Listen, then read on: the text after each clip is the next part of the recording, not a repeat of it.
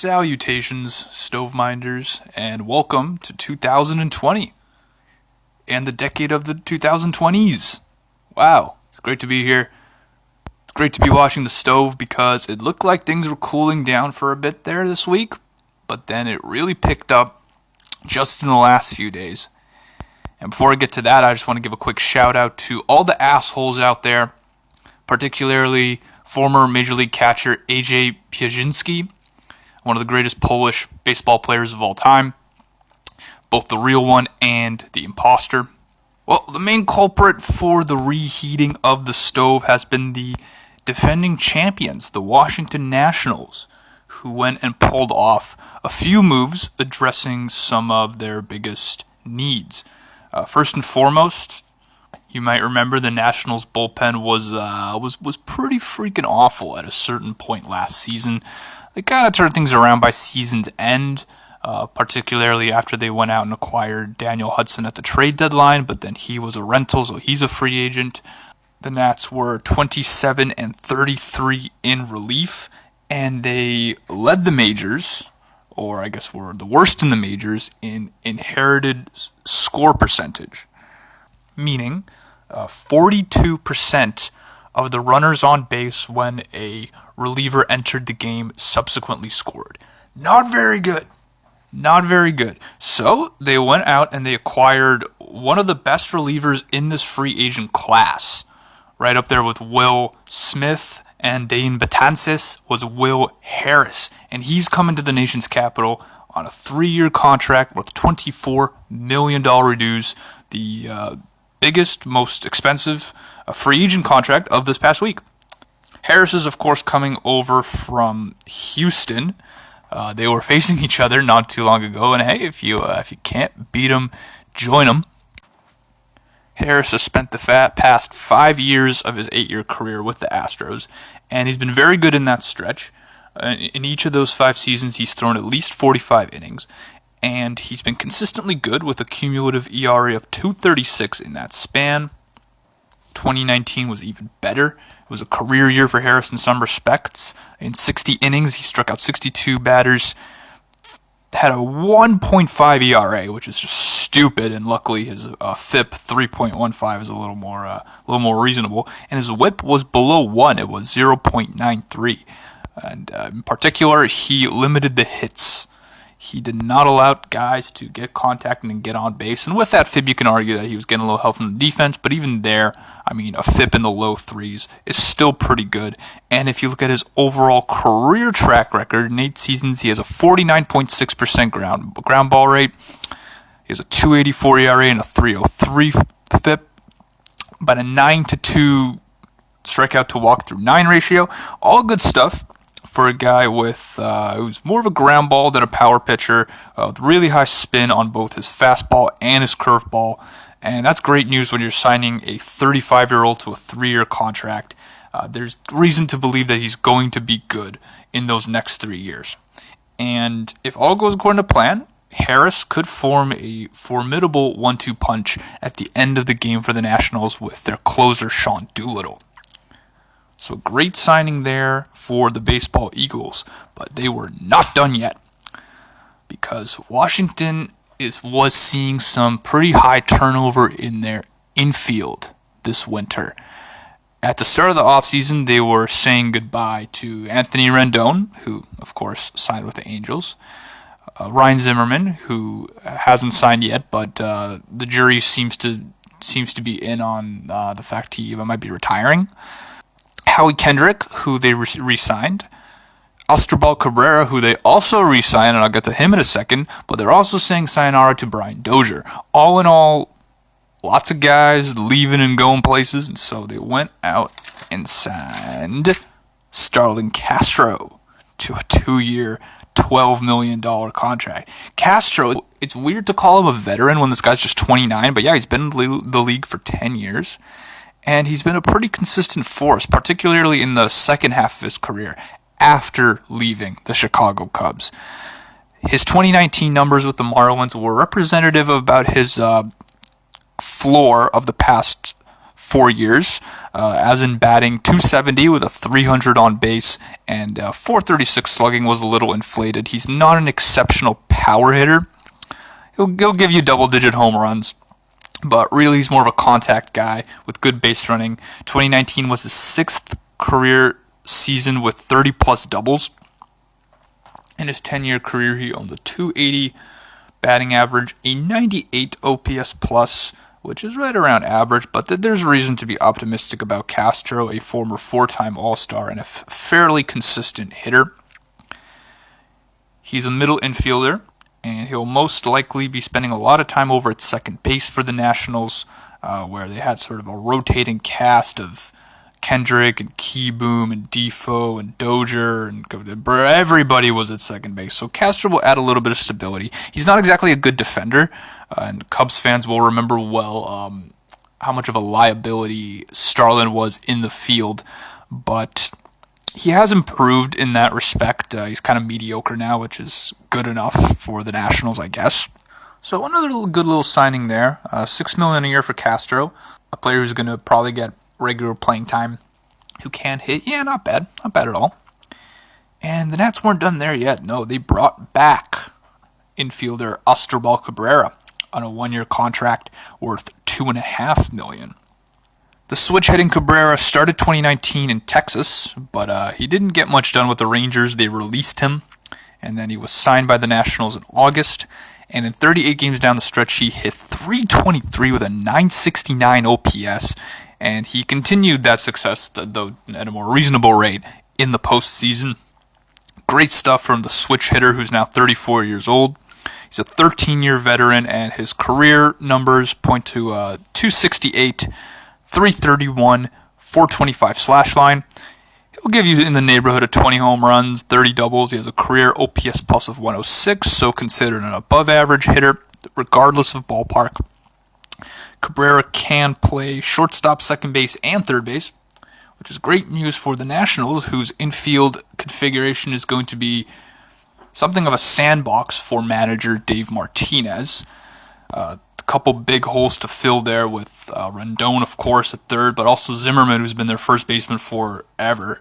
So what are they going to do now? Well, with the roster they have at the moment, they could put Howie Kendrick over at first base. He's probably one of their better hitters. Trey Turner at shortstop, of course. Second base could see Castro splitting time with prospect Carter Keyboom, who wasn't impressive at all last season, but they'll be hoping he finds his game at the major league level. And third base might be a platoon of Cabrera and Wilmer Defoe, who's one of the few infielders they did retain from 2019. And who knows, maybe the Nationals will go on and land Josh Donaldson. They are one of 3 teams left in the running for the Rain Man. Nationals, the Minnesota Twins, and the Atlanta Braves have all tabled 4-year offers worth in the neighborhood of $100 million to Donaldson, who is without a doubt the best hitter left on the market, the best player, period, left on the market. And Donaldson saw these deals, and he liked what he see, but you know what? A smart man will up the ante. And Donaldson said, no, I want a $110 million contract. And that might be an issue for the Nationals, who, with these signings, are starting to get a little tight on budget. At the moment, with all these, with Harris, with Castro, with Cabrera, their projected luxury tax payroll sits at just north of $190 million, meaning they have not a ton of wiggle room left. Depending how they structure a potential deal with Donaldson, they might have to backload it. Yeah, the Donaldson sweepstakes are starting to enter the final stretch. It'll be interesting to see where he lands. Well, one of the teams in contention for Dolan was also pretty active this past week, and that is the Minnesota Twins. They went out and signed a couple of pitchers, a couple of starters. Why? Because they failed to get any of the high-end arms they were targeting this offseason. They didn't get Bumgarner. They didn't get Ryu. They lost Martin Perez and Kyle Gibson to free agency, and they managed to retain Michael Pineda and Jake Lodorizzi. But with those two guys and Jose Berrios, not bad, but you need some depth to that rotation. So they signed a couple of veterans to 1-year deals. Welcome to Minnesota, Mr. Rich Hill and Homer Bailey. Wow.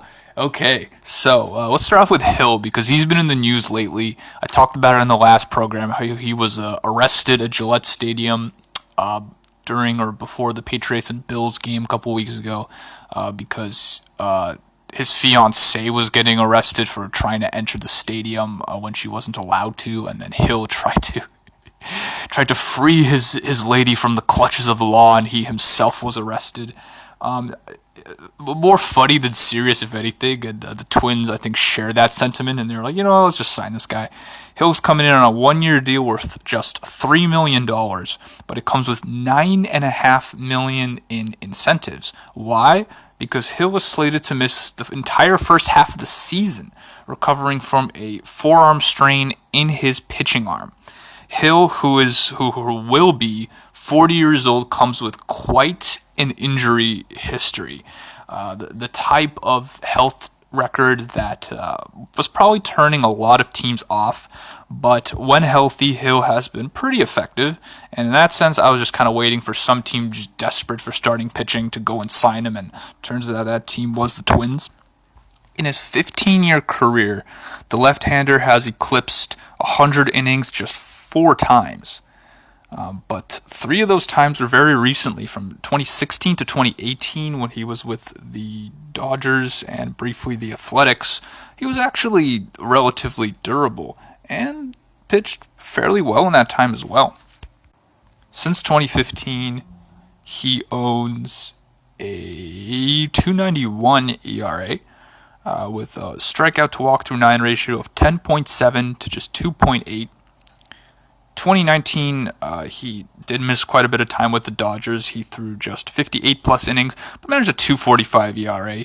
Yeah, 4.1 whip or a 4.1 FIP, not great, but 72 strikeouts in 58 innings, and about half his 13 starts were quality. I should note that Hill did spend a few seasons of his career as a reliever, but even in those times was not exactly going out there and making 40, 50 appearances or anything, by no means. But those days are gone by him. He has since evolved into a starter. And those $9.5 million in incentives are basically say, if you come back and pitch the rest of the season without missing anything more than maybe one start, we'll give you a $12.5 million contract. And yeah, that's a decent deal there. Again, Hill has been good when healthy, so hopefully the Twins he will be so. The other guy they signed was right-hander Homer Bailey to a 1-year, $7 million deal. Now, Bailey, he's had a bit of a rough going of things, okay? Long ago, Bailey, who is now 33 years old, will be turning 34 next year, he was a good starter with the Cincinnati Reds. Got a nice handsome contract, and then he started to get hurt and started to pitch really, really badly. Between 2015 and 2018, he was just brutal.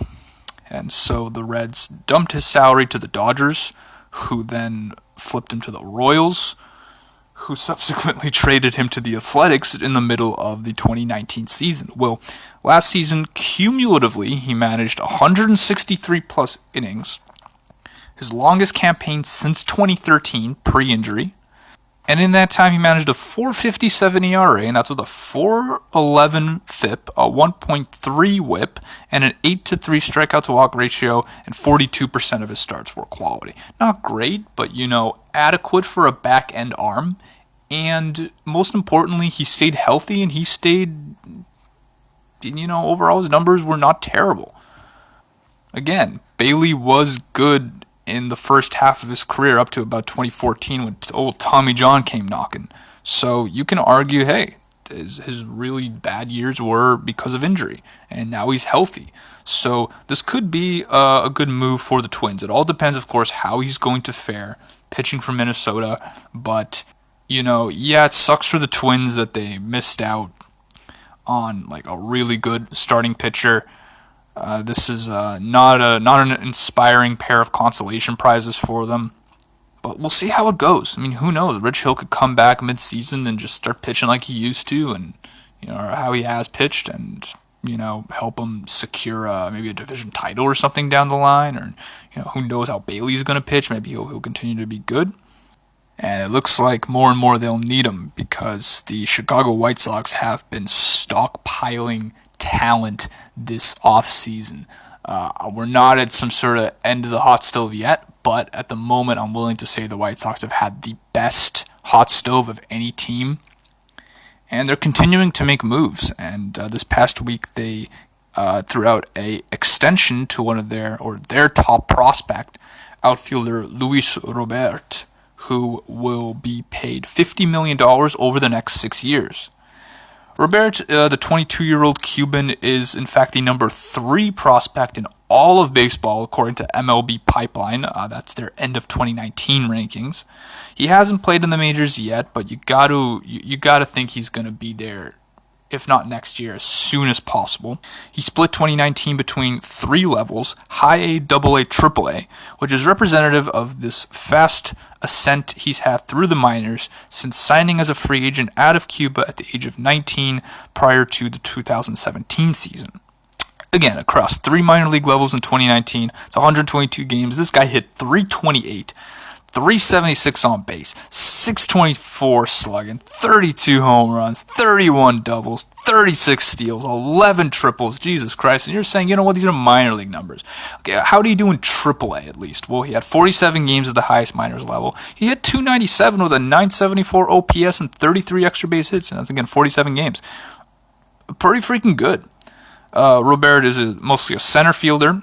He's got the speed to cover all that ground, though according to MLB Pipeline, he does need experience to, work on the technical aspects of playing center field. But even if he doesn't work out there, he has the arm strength to make it in the corner outfield, where the White Sox are kind of set at the moment with Eloy Jimenez in left field and Omar Mazar in right.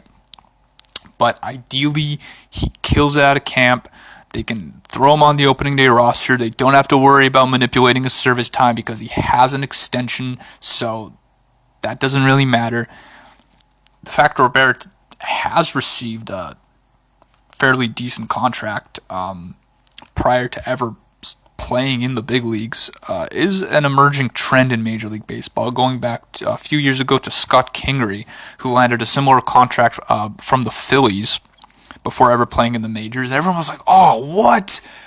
You're going to give millions of dollars to a guy who's never even played in the bigs? But you know what? He has turned out to be a capable everyday player. And a matter of fact, the Atlanta Braves followed suit and gave Ronald Acuna a nice big extension, although he was already in the majors at that point. Why? Why is this happening? Well, teams don't want to deal with the arbitration bullshit. They want to have these guys for sure down for a certain number of years instead of going through the motions, trying to fuck with their service time by sending them down to the minors for a week and then having them for another year. I mean, look at what's happening with the Cubs and Kris Bryant right now, okay? Not very good. Matter of fact, excellent segue to CUBSCAST, because there has been some news coming out of the Chicago Cubs world, and it all has to do with Kris Bryant. KB went on the radio just the other day.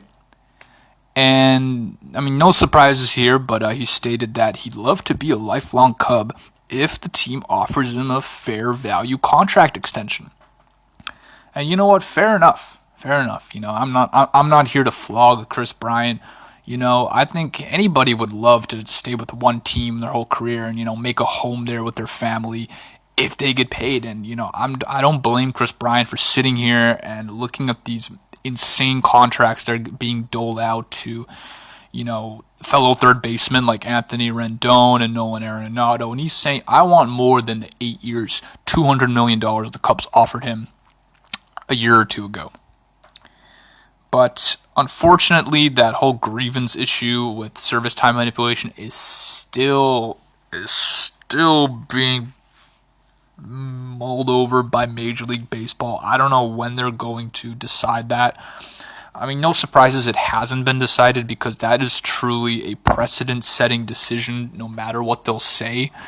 And if Bryant wins his grievance and they say, yeah, you know what, they've fucked with you and you can leave a year early, how many other players are going to file a similar grievance? I think there will be a few because, what the Cubs did to Bryant is by no means unique. The Cubs were or have been in talks with the Nationals about potentially trading Kris Bryant over there. The Nats are in the market for a third baseman. As I mentioned, they're still in the market for Josh Donaldson. But according to reports that are surfacing, Cubs and Nats talks have gone nowhere. Why? Because you don't know how long you're going to have Kris Bryant. Jeez. Apparently the Cubs are asking for Victor Robles as part of the package that they would receive in return. That'd be pretty sweet. Yeah, I'd love to have Victor Robles on the team. But so far nothing, and it's going to continue to be nothing until Major League Baseball makes a decision in this regard. Sticking around in the NL Central, where the Cincinnati Reds continue to do things.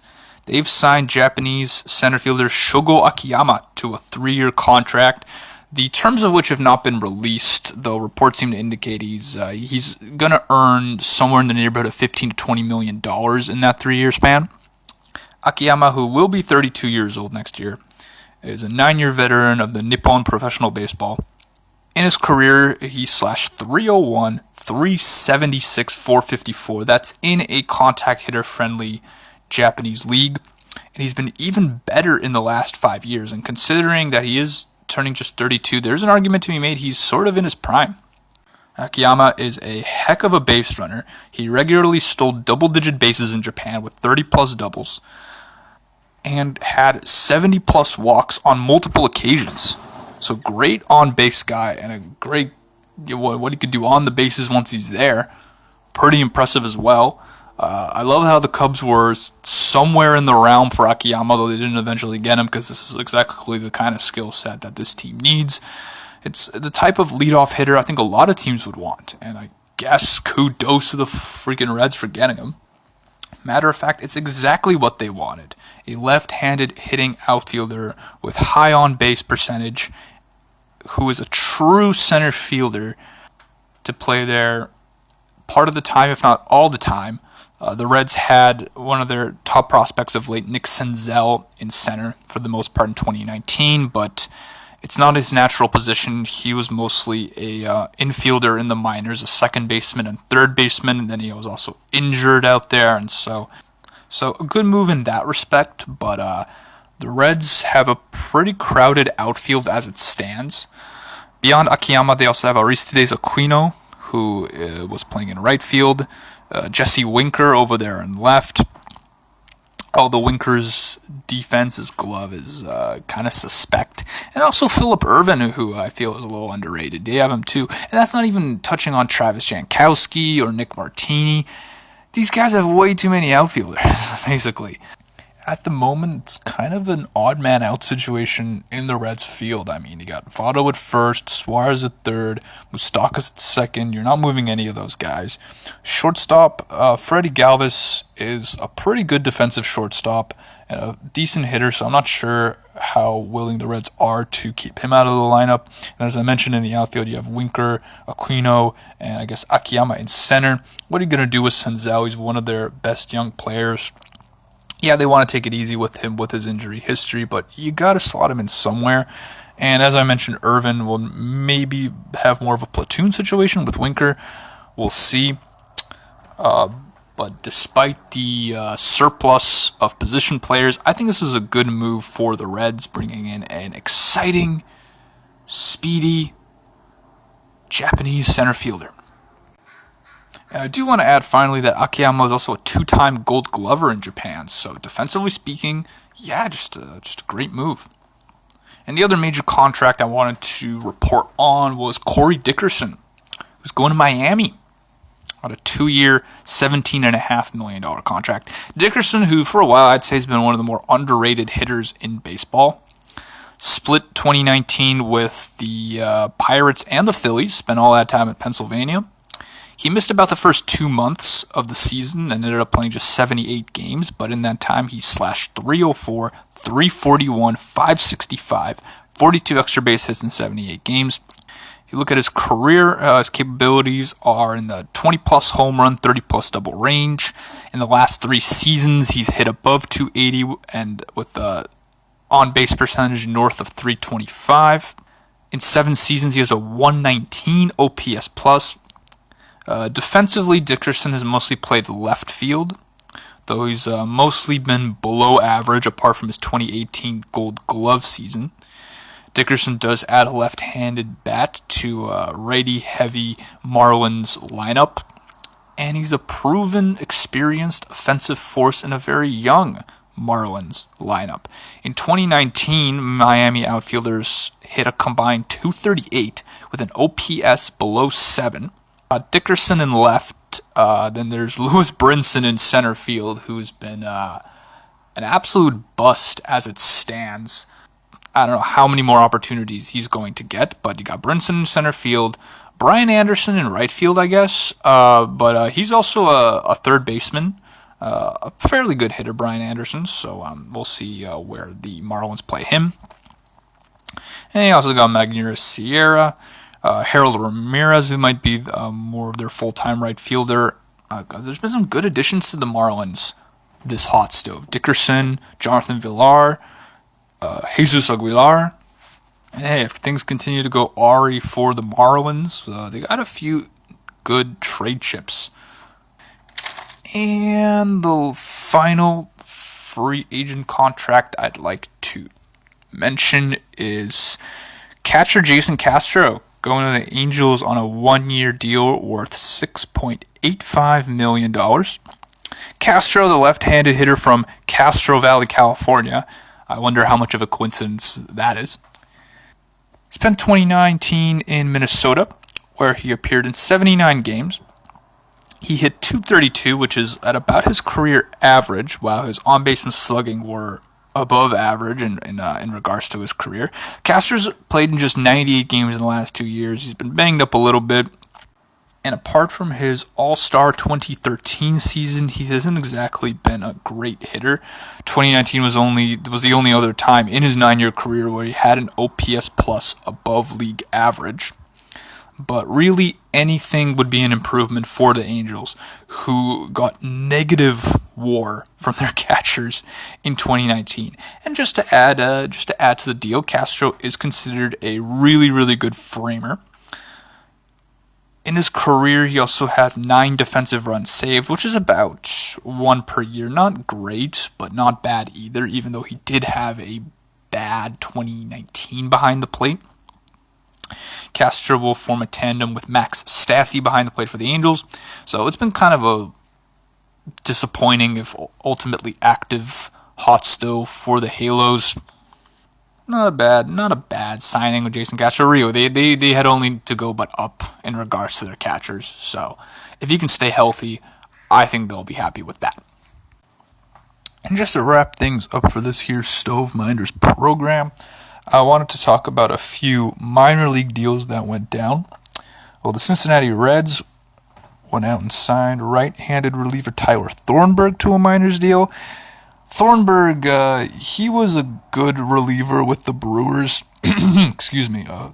several years ago, but in 2017 he missed the whole year to injury, and since then he has really struggled. Spent the last couple seasons in Boston, was not very good, but in 2019 he sort of got his strikeout mojo back, if anything. So, the Reds taking a chance on Thornburg. The Baltimore Orioles went out and signed Cole Stewart to a minor league deal as well. The right-handed pitcher, former 4th overall pick of the Minnesota Twins, has been what I would like to call a bust so far.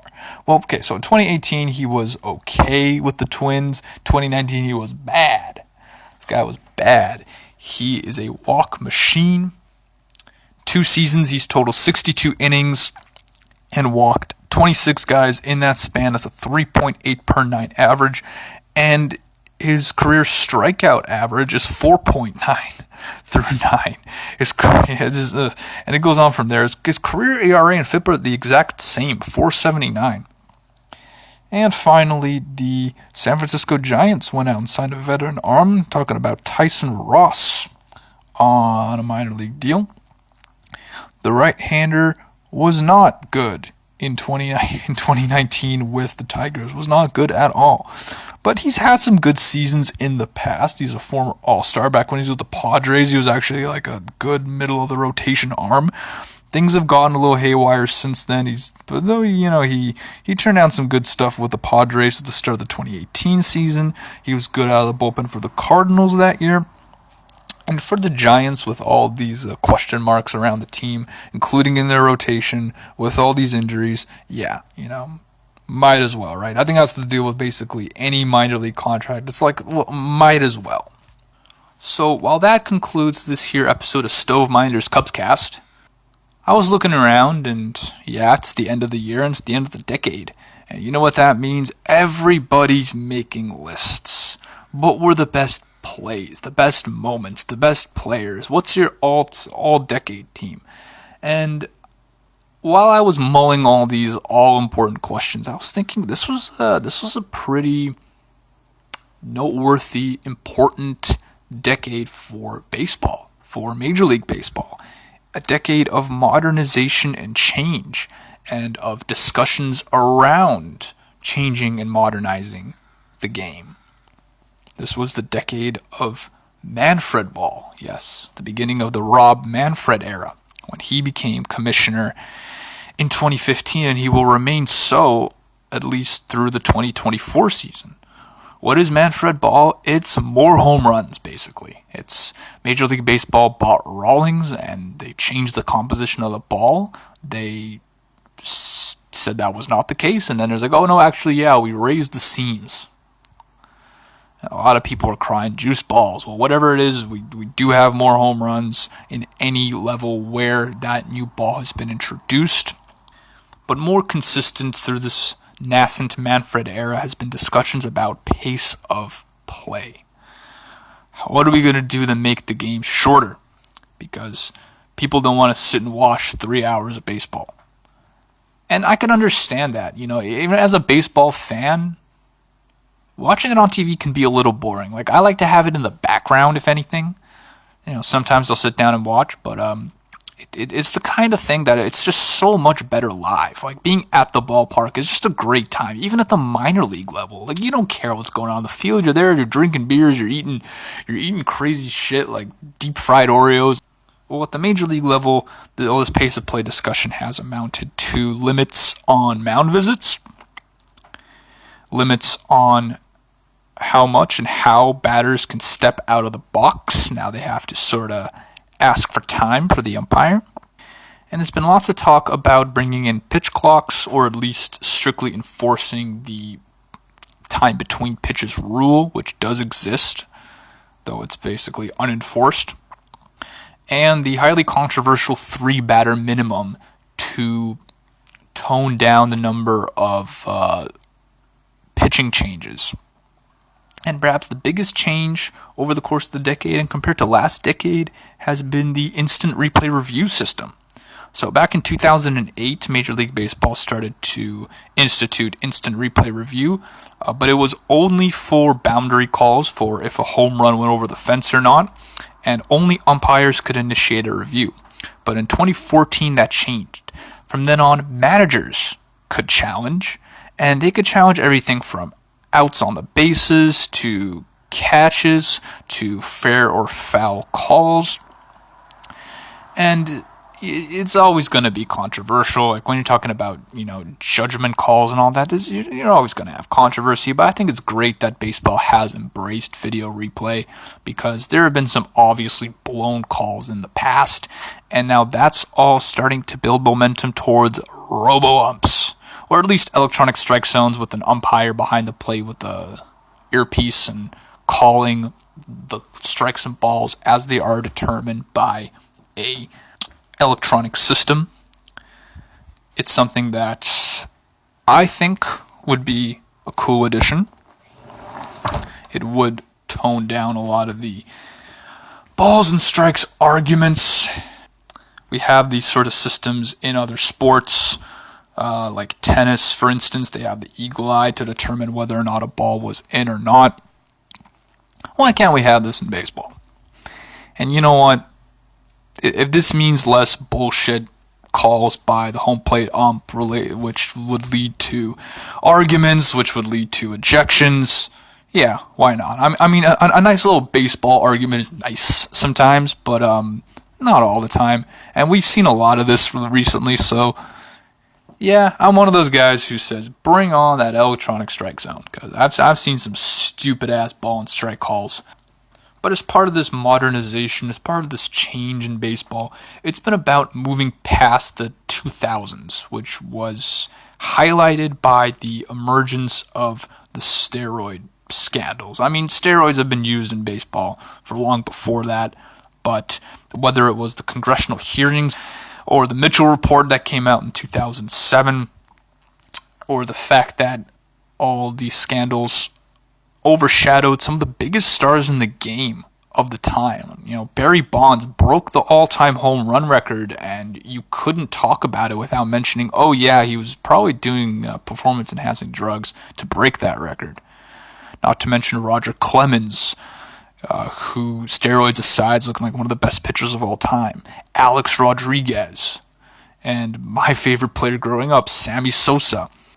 All in all, it was awkward, embarrassing for baseball. But the 2010s has seen us move past that and move on to a whole new different type of cheating, thanks to the Houston Astros and their outfield cameras / trash can system. But that's something that only just got revealed. For most of the decade, we were not dealing with any sort of scandals. We were looking at this new generation of stars that was coming out. Mike Trout, Bryce Harper, Mookie Betts, Javier Baez, Yelich, Bellinger, Puig, Bumgarner, Kershaw, Arenado, Altuve. Whole new generation of baseball players who continue to define the game and make us want to watch, or at least watch the highlights.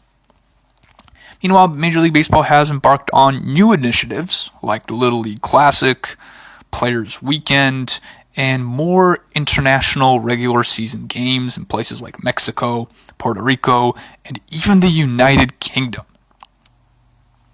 We also saw the introduction of StatCast to all Major League stadiums in 2015, which tracks everything from exit velocity to launch angle to spin rate to just all sorts of ridiculous analytic stats that have been not just very useful to Major League Scouting, but also to the fan, whether casual or nerd. We love to know just how hard and how fast and how much and all that stuff. And of course, it was a great decade for just baseball moments, from the championship level to the individual play level. We had the Giants' even-year dynasty. We saw the Nationals defy the odds and defeat the Houston Astros just this past fall. And of course, the Chicago Cubs finally winning the World Series. Heart-touching moments like D. Gordon hitting a home run first pitch after Jose Fernandez's death in a boating accident. Or the Angels pitching a combined no-hitter after Tyler Skaggs' death via overdose. Moments like that really made you wonder, like, are there baseball gods? Because this is just, you can't write this shit. You can't even fake this shit. You know what I mean? Like, it's just incredible stuff. And we said goodbye to all-time greats like Derek Jeter, in case you didn't hear about that in that whole season, Adrian Beltre, and of course, Ichiro Suzuki. As well as format changes like to the Home Run Derby, and more importantly, the wild card, adding that second wild card spot and a one-game playoff to determine who gets that fourth postseason berth. Not without controversy and debate for sure, but I think for the most part, Major League Baseball has changed for the better, and it will continue to change. I mean, who knows what we're going to get in the next decade, particularly with this strike looming. After the 2021 season, the current collective bargaining agreement expires, And what are we going to have? Because the players, they have a lot of grievances, whether it be service time manipulation or salary inequality or the conditions of play and pay in the minor leagues. And let's not forget that a bunch of minor league teams just got dissolved by the MLB, or the great number of rule changes that are being proposed that the MLBPA does have to approve, but it's ultimately down to the commissioner whether or not these rules go through. We've seen a communications revolution in society in general, and that extends to baseball players as well, and they've become more vocal on the state of the game and their role in it, which is pretty cool. There's been a bit of a push for more individualism in baseball, more personality. And the MLB has been open, if not completely, to embracing it, as the league struggles to keep attendance up, keep ratings up, attract young people to the game. And just my 3 cents on that, baseball is not basketball. Baseball is not football. It's a completely different sport in so many ways. And it's just a completely different product. As a result, it attracts a different kind of person to play that game, a different sort of personality. And instead of trying to be all flashy and cool and hip, baseball just got to embrace what it is. You know? The timelessness, the ballpark atmosphere, the really weird quirks of the game. And nothing or no one else embodies that more than Mike Trout. I mean, here you have a guy who has been deified, who has been beatified.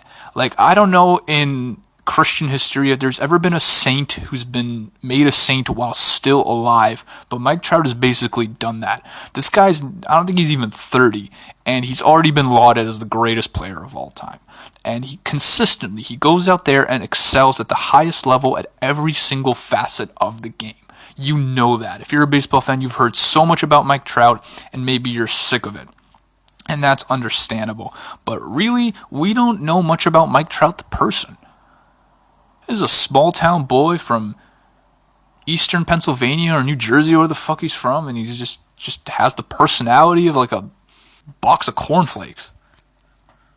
Which is fine, you know, he's just a regular guy, and maybe he doesn't want to be a celebrity. And I mean, you look at how much scrutiny and lack of privacy you get if you are a LeBron James, for instance. I don't blame him. But it kind of sucks how you have this guy, this, you know, mercurial, once-in-a-generation talent who's just, like, unknown to most North American sports fans. It is kind of unfortunate, but part of the problem, I think, is the media and the league is not letting Trout be Trout. Like, well, I mean, they kind of are letting Trout be Trout, but if they want to market him, they gotta let him be him. The dude likes weather, okay? That's that's about all we know about Trout. He likes weather. Have him do weather reports on local radio, TV stations or something. I don't know. Just have him do regular shit. Like, I know this is going to sound really stupid, but you want to put Trout in a commercial, have him just, like, be in a supermarket doing his shopping. Because that's Trout. He's just a regular guy who happens to be insanely talented at baseball. And I think that extends to the rest of the league as well. Just let the players be themselves. They're able to do so because of the internet. You know, Trevor Bauer is able to go on Twitter and just be Trevor Bauer. He's able to have his own YouTube channel where he interviews fellow players. And that sort of grassroots movement extends to YouTube. Guys like John Boy Media. Or Foolish Baseball, for instance. Or the litany of baseball-related Instagram accounts. They might be low quality. The memes might be shit. But if you dig in there, you will find some interesting baseball-related facts. And highlights. Although MLB is very protective of the rights to any sort of footage from their broadcasts.